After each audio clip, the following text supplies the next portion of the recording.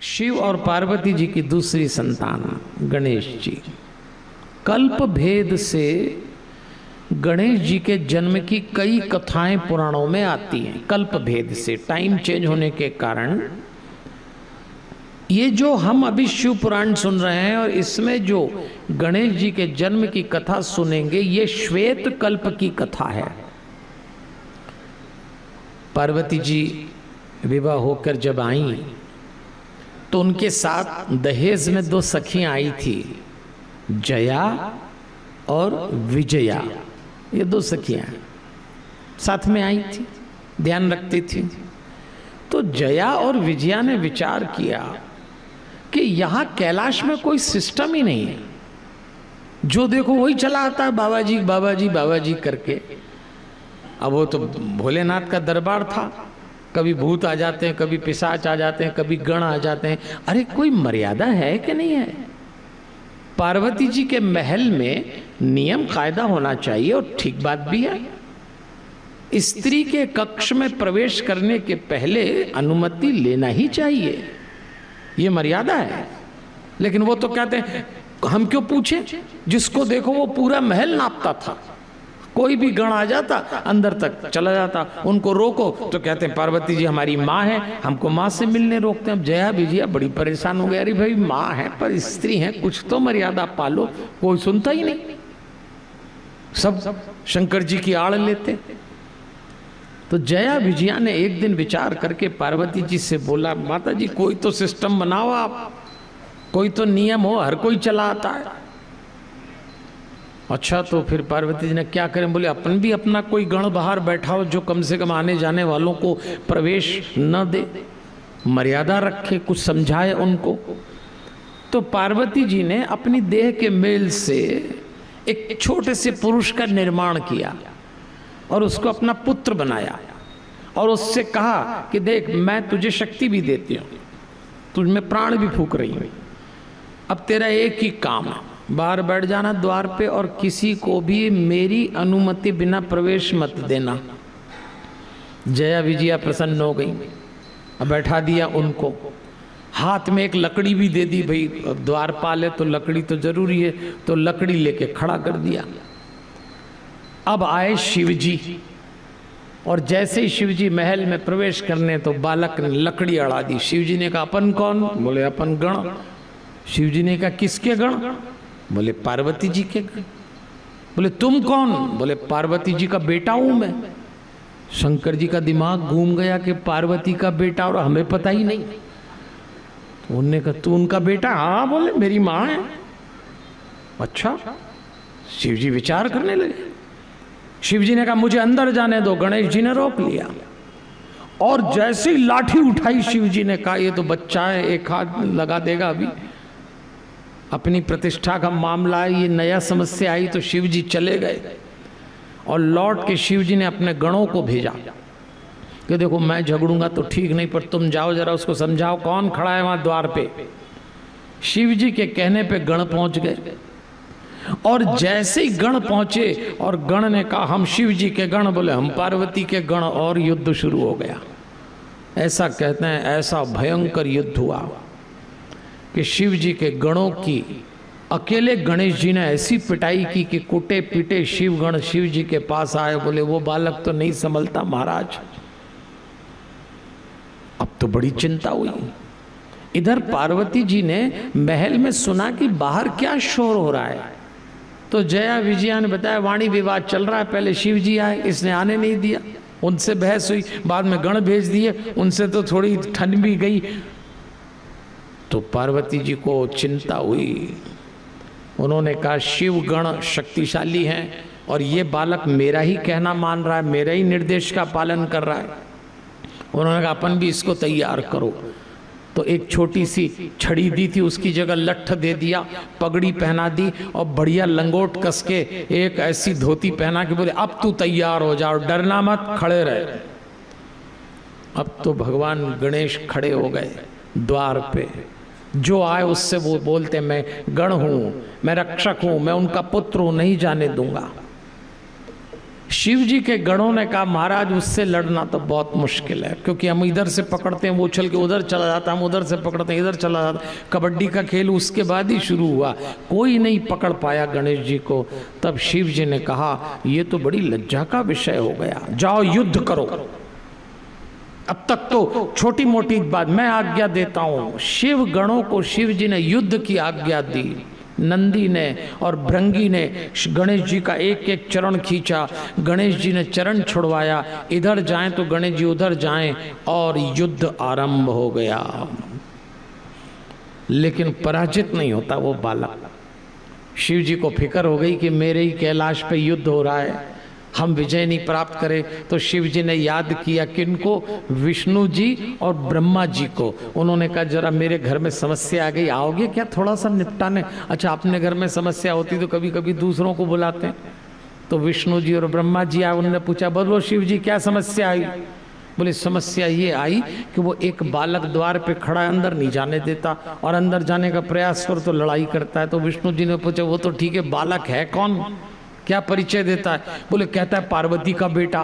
अब हंसी आ गई विष्णु जी को, उन्होंने कहा पार्वती का बेटा है तो आपको नहीं मालूम क्या। अरे शिव जी ने कहा फालतू बात मत करो, पहले समस्या निपटाओ हमारी, हम पहले परेशान हो रहे हैं।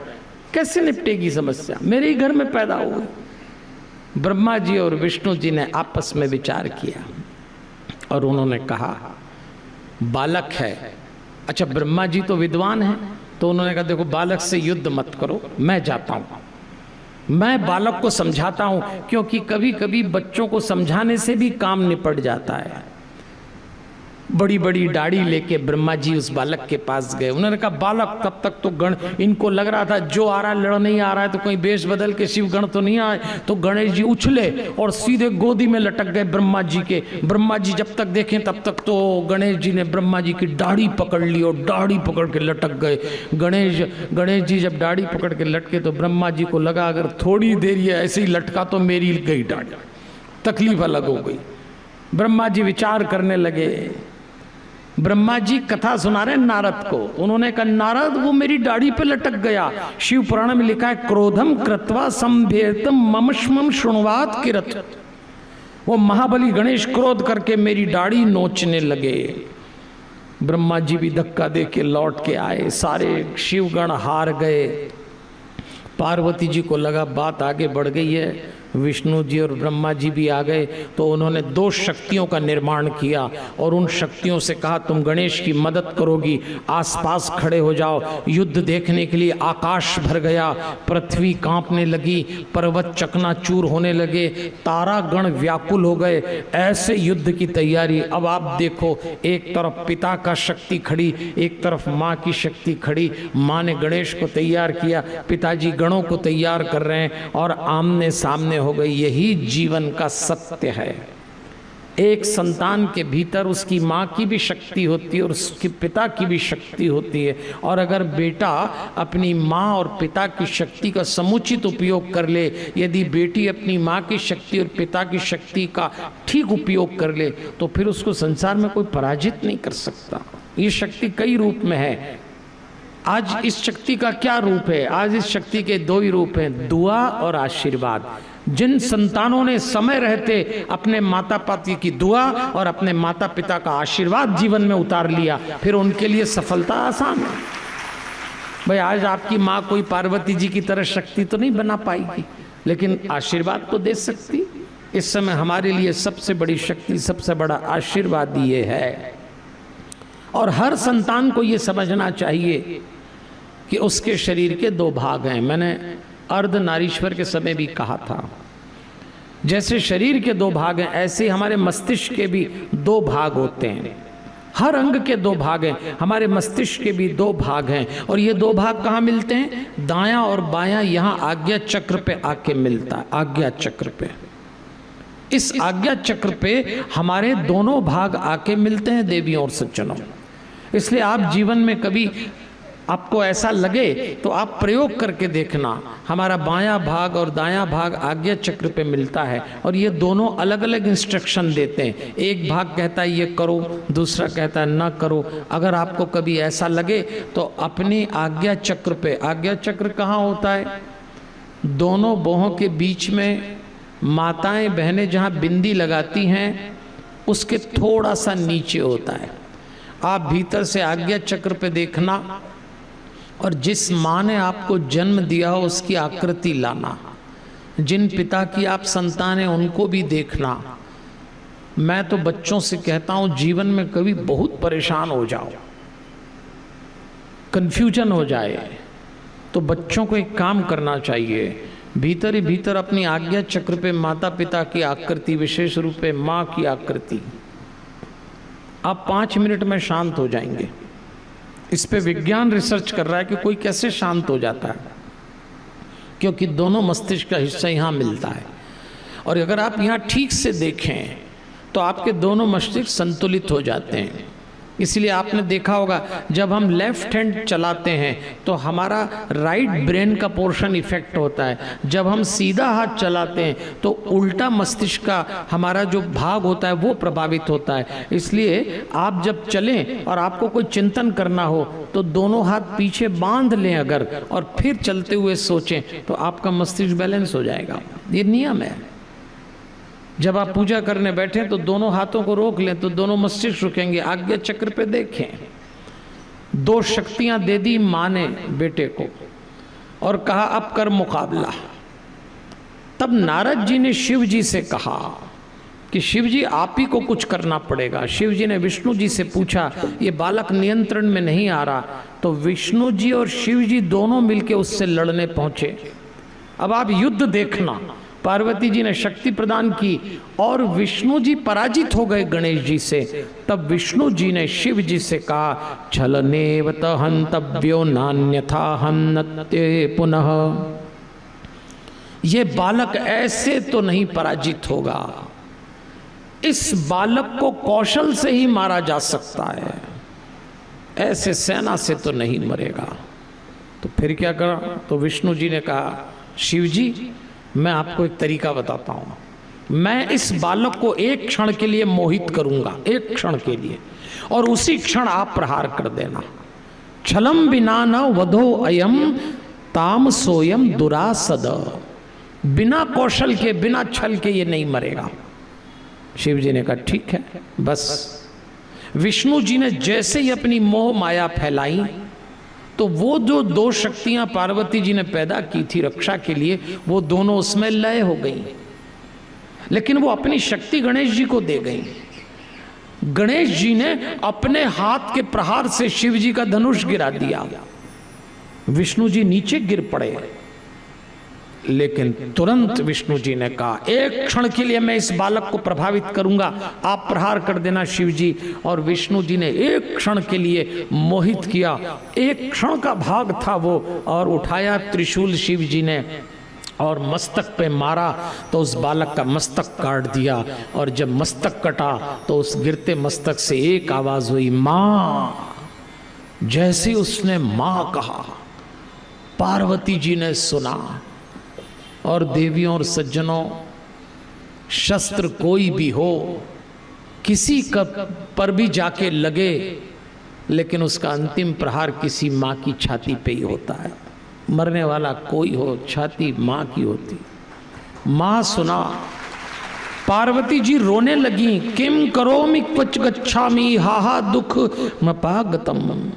मैं क्या करूं, मैं कहां जाऊं, मुझे बड़ा दुख प्राप्त हो रहा है, ये महादुख मेरे जीवन में आया है, मैं ये दुख कैसे नष्ट होगा? इस बालक ने क्या अपराध किया जो इसका वध कर दिया गया? सिर्फ मेरी आज्ञा ही तो मान रहा था। और पार्वती जी बाहर हो गई, आपे के क्रोध में आ गई, कई शक्तियों की रचना कर डाली, संहार करने को तैयार हुई। कराली, कुब्जका, खंजा, लंब शीर्षा, इन शक्तियों का ऐसा निर्माण किया, सारा ब्रह्मांड कांपने लगा।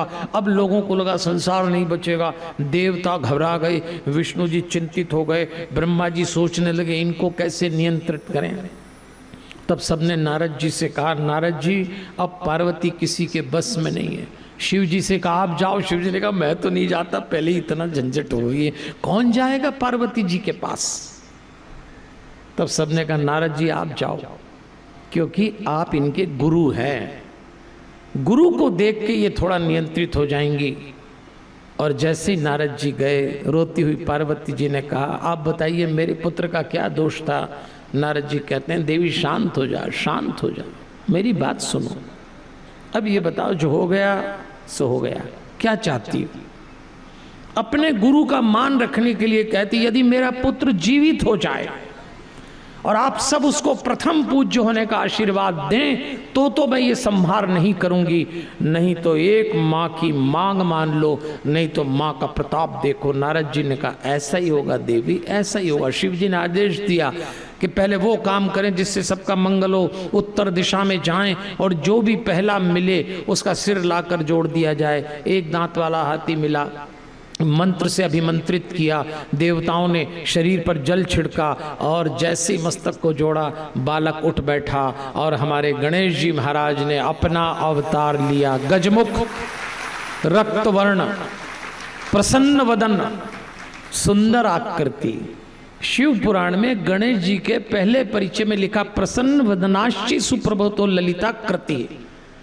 प्रसन्न वदन, गणेश जी पहली बार जब व्यवस्थित रूप से पुनः सबके आशीर्वाद से जब प्रकट हुए तो कैसे थे, प्रसन्न वदन। प्रसन्न वदन का क्या मतलब होता है, प्रसन्न चित्त, जरा मुस्कुराइए, इसका ये अर्थ होता है। आप फिर सीरियस हो गए, आपकी कोई प्रॉब्लम है क्या।